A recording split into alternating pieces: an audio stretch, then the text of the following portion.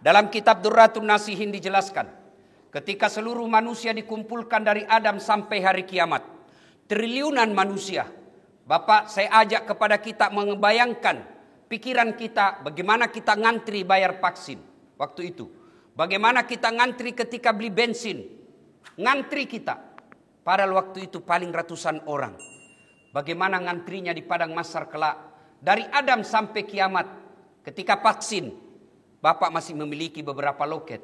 Di akhirat nanti, satu loket dari Adam sampai kiamat. Dan dipanggillah kita satu-satu. Betapa lama kita menghadapi pengadilan ini. Maka dalam keadaan gelisah itu, ada sekelompok manusia datang kepada Nabi. Kenapa dia gelisah?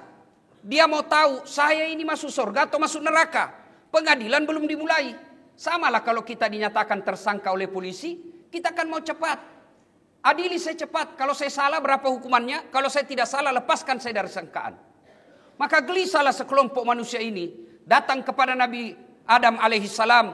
Ya Adam, engkau adalah kakek para nabi. Engkau adalah bapak semua kami ini. Tolong menghadap kepada Allah. Milodohko supaya pemulai pengadilannya. Kau berdoalah supaya dibuka pengadilan. Kata Nabi Adam, maafkan saya. Hari ini saya malu menghadap kepada Allah. Saya pernah makan sekali buah khuldi waktu saya hidup. Di mana mau kusimpan mukaku? Malu kak ketemu Allah. Allahu Akbar. Adam alaihissalam sekali makan barang haram, malu ketemu Allah di akhirat kelak. Gimana kita yang tiada hari tanpa makan uang haram? Lalu Adam alaihissalam berkata, coba saya kau datang kepada Ibrahim. Siapa tahu Ibrahim mau berdoa. Datang lagi sekelompok manusia ini kepada Ibrahim. Ya Ibrahim, engkau adalah kakek para nabi. Tolong menghadap kepada Allah. Berdoa kau supaya segera dibuka pengadilan. Nabi Ibrahim pun berkata, masih ritoka. Saya juga malu menghadap kepada Allah. Kenapa? Saya pernah bohong sekali seumur hidup. Waktu saya dikatakan kau yang bunuh. Kau yang hancurkan Tuhan-Tuhan kami. Kata Ibrahim, bukan saya, ini. Padahal ininya menunjuk dirinya, meskipun tangannya menunjuk patung. Dianggap berbohong. Saya malu ketemu Allah. Saya pernah bohong sekali waktu hidup. Di mana mau kusimpan mukaku? Allahu Akbar. Ibrahim sekali bohong seumur hidup. Malu ketemu Allah di akhirat kelak. Gimana para politisi yang tiada hari tanpa bohong? Lalu Nabi Ibrahim berkata, coba saya kau datang kepada Nuh alaihissalam. Ya Nuh, engkaulah Nabi dan Rasul. Tolong menghadap kepada Allah supaya segera dibuka pengadilan. Apa kata Nabi Nuh? Susah tong ini. Saya juga malu ketemu Allah hari ini. Kenapa? Saya pernah diutus la ilaha illallah. Tiada Tuhan selain Allah. Jangan sembah kecuali Allah. Malah anakku yang lawan saya. Saya malu menghadap kepada Allah. Nuh alaihissalam, satu anaknya berkhianat. Malu ketemu Allah. Gimana kita ini yang 4 anak tanda ada beres? Gimana kita yang 5 anak perempuan tidak pakai jilbab, laki-laki tidak pernah hadir berjamaah di masjid, tidak tahu ngaji. Lalu Nabi Nuh berkata, coba kau bedek, datang kepada Nabi Isa. Siapa tahu dia yang mau berdoa. Datang lagi sekelompok ini. Ya Isa, engkau adalah pengajar cinta kasih. Tolong menghadap kepada Allah. Dibuka pengadilan. Kata Nabi Isa, masih rito kak iya. Magai, pernah kak disembah jadi Tuhan. Saya malu menghadap kepada Allah. Lalu Isa alaihissalam berkata, coba kau kepada Muhammad sallallahu alaihi wasallam, penghulu para nabi. Lalu datanglah sekelompok manusia ini menghadap kepada Nabi Muhammad. Ya Muhammad, engkau adalah kekasih Allah yang selalu digandengkan dengan namanya Allah, yang tidak diciptakan langit dan isinya kecuali perhambaan Allah kepadamu. Tolong saya, kau yang menghadap kepada Allah, berdoa supaya segera dibuka pengadilan. 4 seniornya semua mengarah. Mulai dari Adam semua malu. Mendengar ini Rasulullah tersenyum dan berkata, tanam aku. Di sini berlaku mujizatku. Di dunia ada mujizatku berupa Quran. Di dunia ada mujizatku tanganku keluar jari-jari air ketika orang mau wudu. Di dunia mujizatku saya dilindungi oleh awan ketika berjalan. Ini lagi ada mujizatku satu. Apa itu? Allah dengarkan doaku hari ini. Di mana seluruh makhluk tidak ada didengar doanya. Hanya saya yang didengar doaku. Ini syafaatku yang terakhir. Lalu Nabi berkata, tenang kalian, saya menghadap kepada Allah. Datanglah Rasulullah menghadap kepada Allah. Ya Allah, kami sadar banyak maksiat dan dosa. Tapi kami juga sadar Engkau Maha Pengampun dan Maha Pengasih. Atas nama pengampun dan pengasih-Mu ya Allah, kami mohon kepadamu, Ya Allah, tabukkan ni kasih pengadilannya. Lalu Allah mendengar dari aras, ya Muhammad, kau bangkit dari sujudmu. Hari ini aku kabulkan doamu. Malaikat, siapkan segala sesuatunya. Pengadilan kita mulai hari ini. Ketika Nabi ceritakan ini, datanglah sahabat berkata, ya Rasulullah, luar biasa syafaatmu waktu itu. Syafaat ini kira-kira kalau di kantor rekomendasi, kata belece, nota. Ya Rasulullah, luar biasa syafaatmu waktu itu. Apakah semua ini kami umatmu dapat syafaat, otomatis mendapat syafaatmu? Kata Nabi, dek, angka syarat nambo. Tidak, ada syaratnya. Sahabat bertanya, apa gerangan syaratnya? Kata Nabi, 2 Ji. Allahu Akbar. Cuma 2 syaratnya Pak, lebih banyak syaratnya jadi caleg. Lalu kata sahabat, apa gerangan syaratnya ya? Ya Rasulullah, 1, aqimis salah. Tetongangi sampajangnya, dirikan sholat. Jadi jika saudaraku ingin mendapat pertolongan dan bantuan dari Rasulullah SAW kelak di akhirat, maka dirikan sholat. Sholat ini penting. Dia ibarat alat elektronik barcode.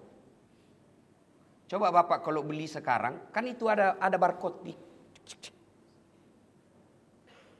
Kalau dicek barcode-nya tidak nyala itu, berarti tidak terdaftar.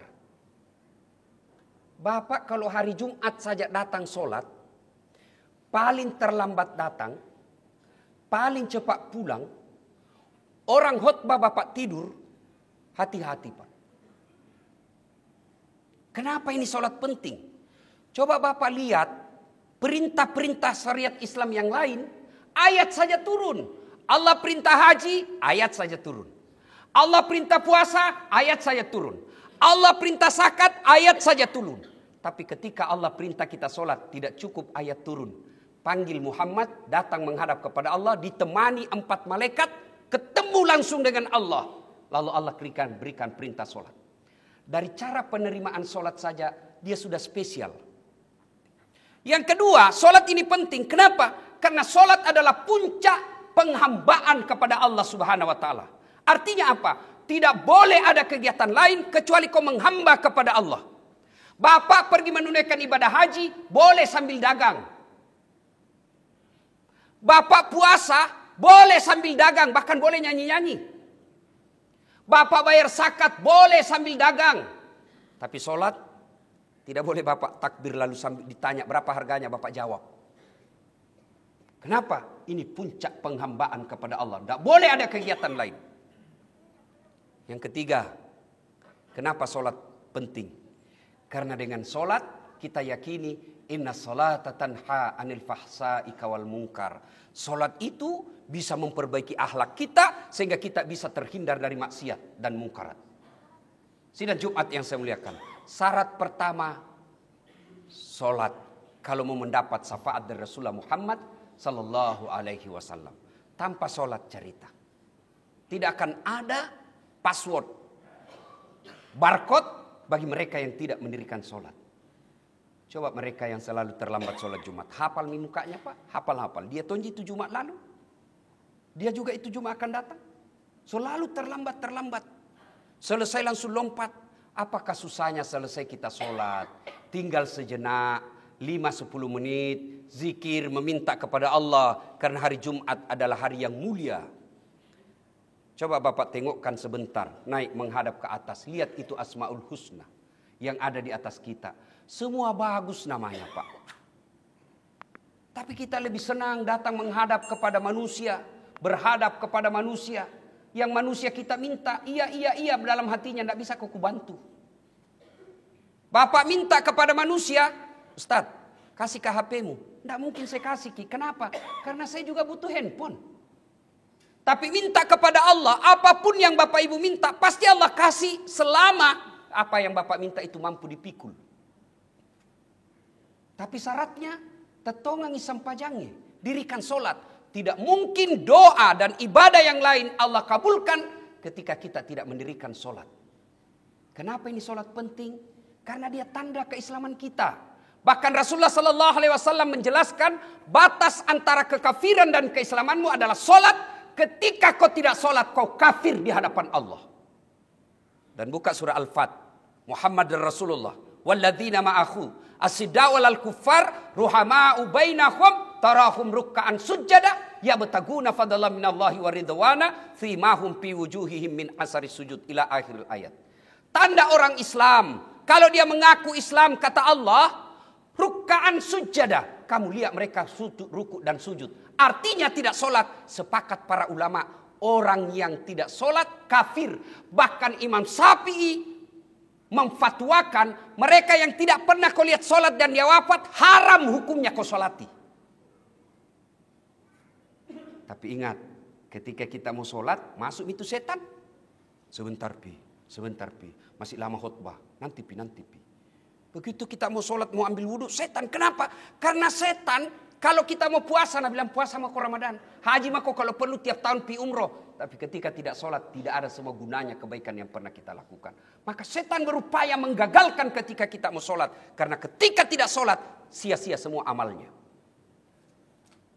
Yang kedua kata Nabi, kalau kau mau mendapat syafaatku, banyak-banyaklah menyebut namaku. Bersalawat kepada Rasulullah Muhammad sallallahu alaihi wasallam. Coba lihat istimewanya ini salawat, Pak. Allah perintah sholat, tidak pernah kita dengar Allah sholat. Allah perintah kita puasa, Allah tidak pernah menunaikan ibadah puasa. Allah perintah haji, tidak pernah Allah menunaikan ibadah haji. Tapi ketika Allah perintahkan kita sholawat, dengar firman Allah. Innallaha wa malaikatahu yusalluna 'alan nabi. Ya ayyuhalladzina amanu sallu alaihi wa sallimu taslima. Sesungguhnya Allah dan para malaikatnya bersalawat kepada Rasulullah Muhammad sallallahu alaihi wasallam. Maka adik-adikku sekalian yang pakai warna-warna putih, yang kalian lagi menuntut ilmu, yang kalian lagi belajar, jangan lupa setiap kau mau mulai pelajaranmu, bersalawatlah kepada Rasulullah Muhammad sallallahu alaihi wasallam. Sebut Nabi sebanyak-banyaknya. Maka itu akan memudahkan ilmu masuk dan akan memperbaiki akhlakmu dengan ilmu yang kau miliki. Ada yang tanya, Ustadz, saya sudah lama berdoa.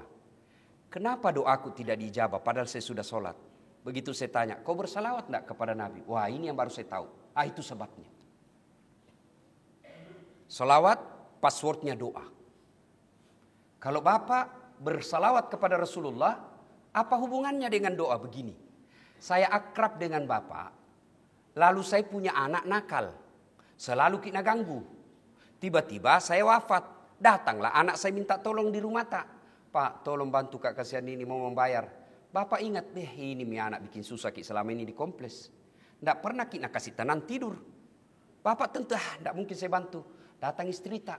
Pak, jangan kau tahu lihat itu anaknya. Ingat kau bapaknya.